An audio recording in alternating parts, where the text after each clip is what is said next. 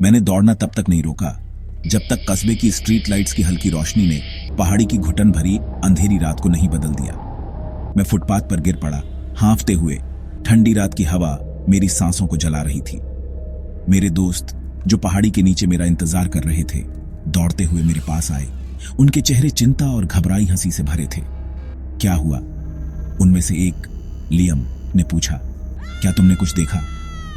मैं बोल नहीं सका, बस सिर हिलाया और कांपता रहा।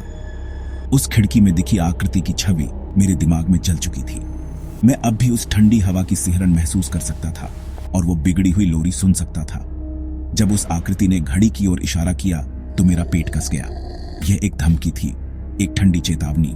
अगले कुछ हफ्तों तक वह हवेली मेरे हर जागते पल में मेरा पीछा करती रही। मैं सो नहीं पाया। हर रात मैं ठीक 3:15 पर जाग जाता, पसीने से तरबतर।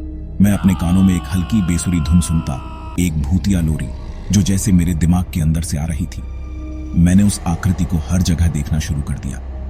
कभी अपनी आंखों के कोने में एक परछाई, कभी किसी अंधेरी खिड़की में एक झलक, कभी भीड़ में एक छोटी सी आकृति। मैं अपना दिमाग खो रहा था। मेरे दोस्त मुझसे दूर होते गए। मेरी लगातार बेचैनी और आंखों के नीचे काले घेरों से तंग आकर उन्हें लगा कि मैं सिर्फ उस डेयर से डर गया हूं, लेकिन मैं जानता था कि असलियत कुछ और है। एक रात वह लोरी पहले से कहीं ज्यादा तेज थी। अब वह सिर्फ मेरे दिमाग में नहीं थी, वह मेरे खिड़की के बाहर से आ रही थी। मैं धीरे धीरे खिड़की के पास गया और बाहर झांका।